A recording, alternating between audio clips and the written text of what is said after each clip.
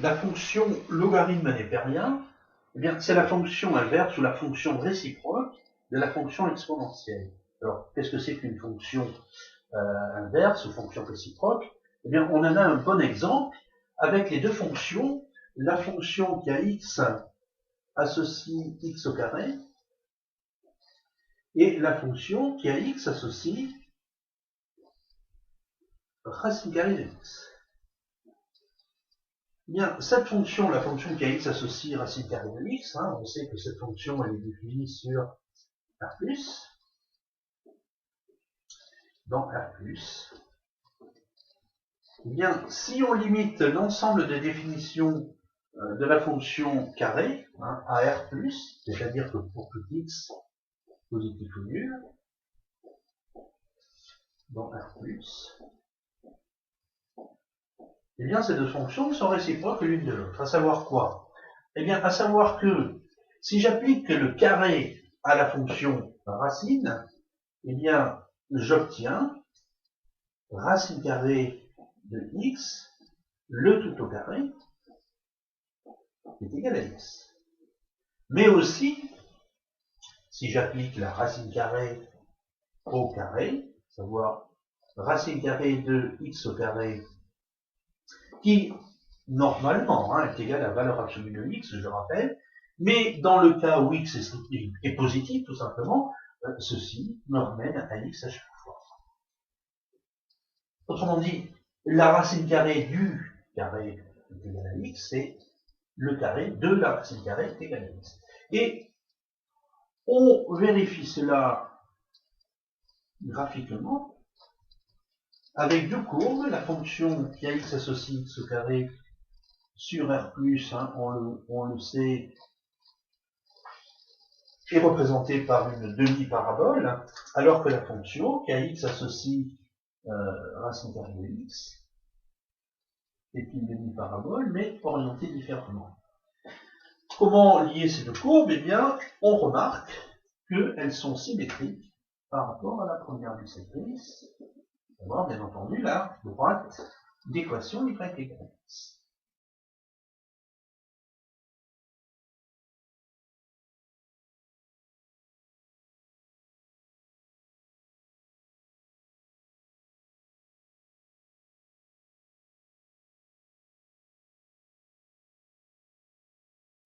La fonction exponentielle est définie sur R par le dx, c'est bien entendu exponentielle de x, qui est égale, alors ça c'est une notation dès lors que x est un réel défini sur R, dans l'ensemble d'images est situé dans R plus étoile. Je rappelle que, quel que soit x appartenant à R, l'exponentielle de x est strictement positive. Eh bien, à quoi va ressembler notre fonction logarithme? Eh bien, la fonction logarithme, bien entendu, elle va être définie sur R plus étoile,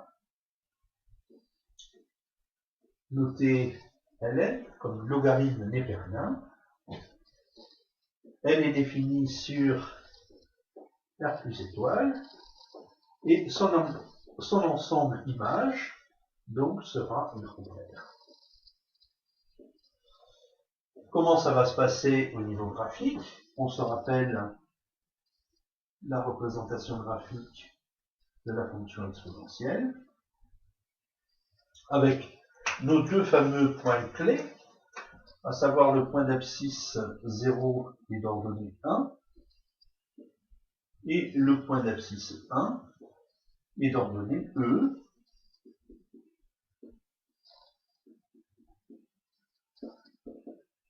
Ce point-ci. En ces points, nous avons deux tangentes caractéristiques, la droite d'équation y égale x plus 1, et ici, la droite d'équation y égale x, pardon, le coefficient directeur E. Non, E. Nous savons également que la limite, lorsque x tend vers moins l'infini de l'exponentielle est égal à 0. Par conséquent, l'axe des abscisses est asymptote en moins l'infini, et la limite, lorsque x tend vers plus l'infini, l'exponentielle est égal à plus l'infini. Limite, lorsque x tend vers moins l'infini, de l'exponentielle de x égale à 0, et la limite, lorsque x tend vers plus l'infini, de l'exponentielle de x égale à plus l'infini. Comment ça va se passer pour la fonction log? Eh bien, je rappelle que la fonction log étant la fonction réciproque de la fonction exponentielle, sa courbe représentative sera symétrique par rapport à la première bisectrice, la équation y égale. On va retrouver nos deux points caractéristiques, symétriques par rapport à la droite, toujours, donc un premier point ici, avec une tangente, et bien qui ne sera pas la droite d'équation y égale à x plus 1, mais sont symétriques par rapport à la première bisectrice, à savoir la droite d'équation y égale x moins 1. Si y égale à x plus 1, alors x est égal à y moins 1. Alors,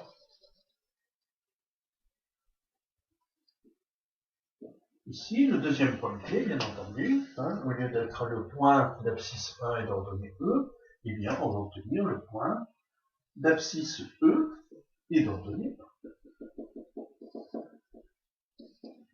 1. Avec une constante, mais aussi, non pas la droite de l'équation y égale E fois x, mais la droite de l'équation y égale x sur E, un coefficient directeur égal à 1 sur E, ceci, et la courbe représentative de la fonction logarithme, alors qui admettra non pas l'axe des abscisses comme asymptote, mais ici sont symétriques par rapport à la première bisectrice, l'axe des ordonnées, et avec. Alors, que se passe-t-il au niveau de, au voisinage de x égale à 0? Eh bien, la limite, lorsque x tend vers 0, bien entendu x restant strictement positif, la limite, lorsque x tend vers 0, on pourrait dire ici, c'est un 0 plus, la limite lorsque x tend vers 0 plus est égale à moins l'infini.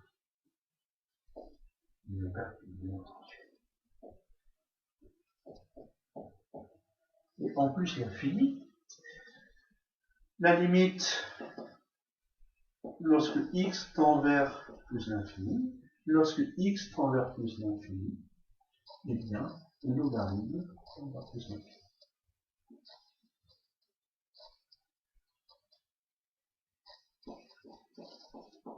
Plus l'infini. Bien.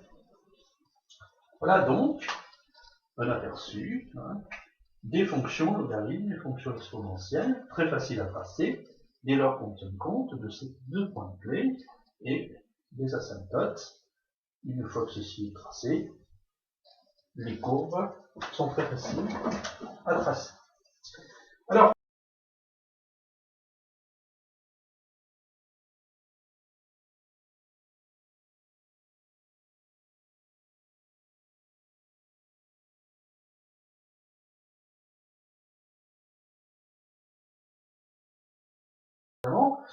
on veut transformer une multiplication en addition. Alors, on se rappelle que propriété fondamentale, bien entendu, de l'exponentielle, si je considère deux réels x et y, l'exponentielle de x multiplié par l'exponentielle de y, c'est égal à l'exponentielle de x plus y. Alors, si je considère ici grand X est égal à exponentielle de X et grand Y égale l'exponentielle de Y, vous voyez bien que, sachant que le logarithme de l'exponentielle c'est égal à X, le logarithme de l'exponentielle de Y est égal au petit y, que va-t-il se passer ici? Eh bien, vous voyez que le logarithme népérien de grand X fois Y, le logarithme népérien de ceci, c'est égal au logarithme népérien de cela. C'est égal au logarithme népérien de l'exponentielle de x plus y. Et qui ceci, bien entendu, est égal à x plus y. Autrement dit, logarithme népérien de exponentielle de x plus logarithme népérien de exponentielle de y, c'est-à-dire logarithme népérien de grand X plus logarithme népérien de grand Y. Alors vous voyez que pour tout réel strictement positif, grand X et grand Y, ce sont des réels strictement positifs, et bien logarithme népérien de x fois y égale logarithme népérien de x plus logarithme népérien de y. Que se passe-t-il pour le logarithme népérien de 1? Vous voyez que logarithme népérien de 1, bien entendu, c'est égal à logarithme népérien de l'exponentielle de 0. Et bien ceci, bien entendu, c'est égal à y. Que se passe-t-il pour le logarithme népérien de E? Logarithme népérien de E, c'est égal à logarithme népérien de E exposant 1. Ceci, tout naturellement, est égal à 1. Considérons maintenant deux réels strictement positifs, grand X et grand Y. Et que se passe-t-il lorsque je veux calculer le logarithme népérien de grand Z égale à grand X sur grand Y? Donc vous voyez que grand Z est lui aussi strictement positif. Bon, si grand Z est égal à grand X sur Y, bien entendu, ceci équivaut à écrire que grand X est égal à Z multiplié par I.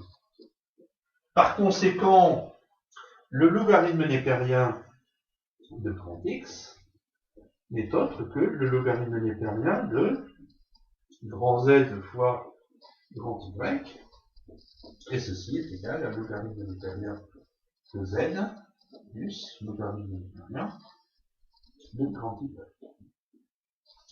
Et par conséquent, le logarithme népérien de grand Z, qui n'est autre que le logarithme népérien de grand X sur grand Y, vous voyez que ce logarithme népérien de Z est égal au logarithme népérien de X moins logarithme népérien de Y.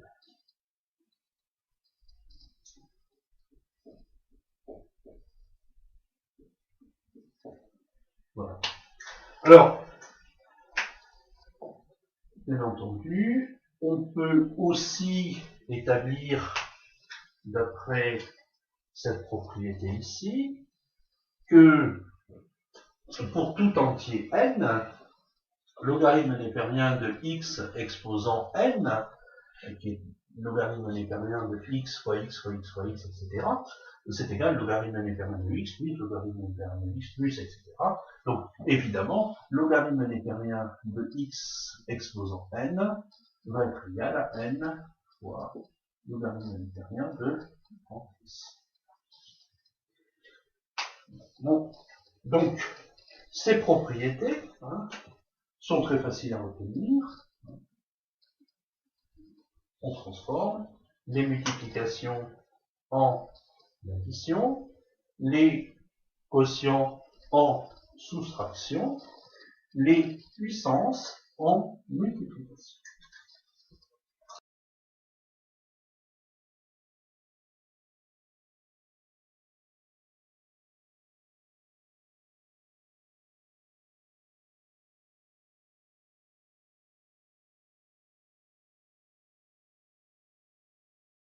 admettre que la fonction logarithme est dérivable sur R plus étoile, et nous allons voir ce que donne sa dérivée. Nous allons tout simplement constater que, eh bien, l'exponentielle pour tout x appartenant à R plus étoile, l'exponentielle de logarithme népérien de x, c'est égal à x. Et que par conséquent, la dérivée de l'exponentielle de logarithme népérien de x, c'est égal, évidemment, à 1. Règle de dérivation d'une fonction composée, ceci n'est autre que la dérivée du logarithme multipliée par la dérivée de l'exponentielle en logarithme népérien.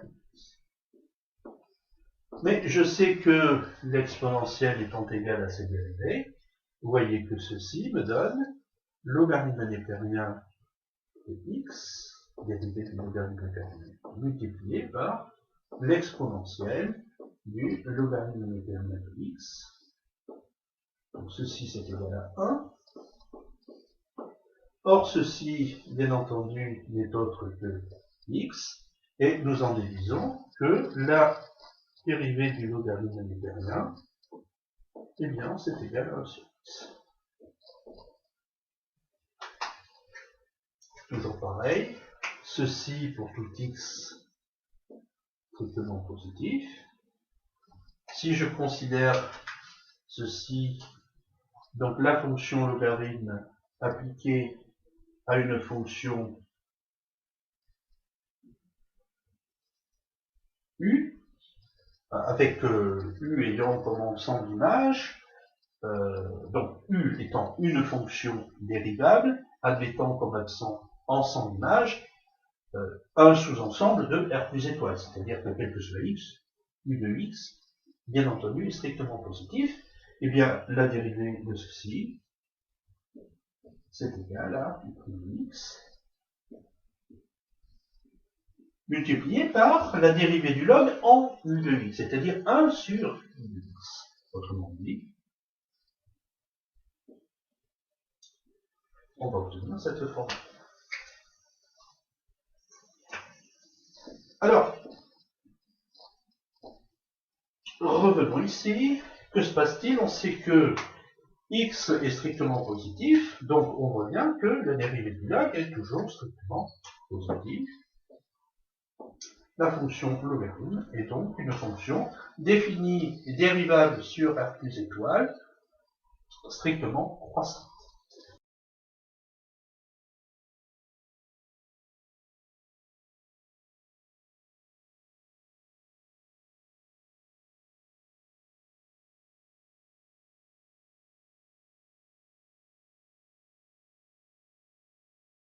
Alors, cette croissance est très intéressante.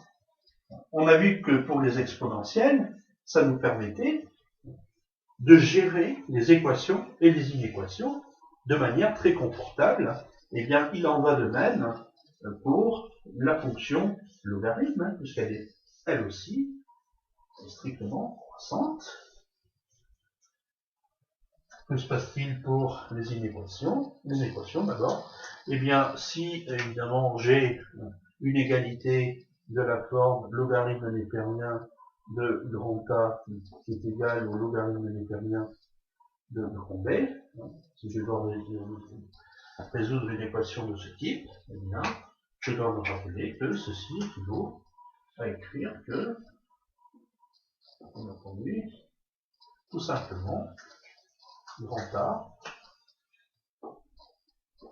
eh bien, B.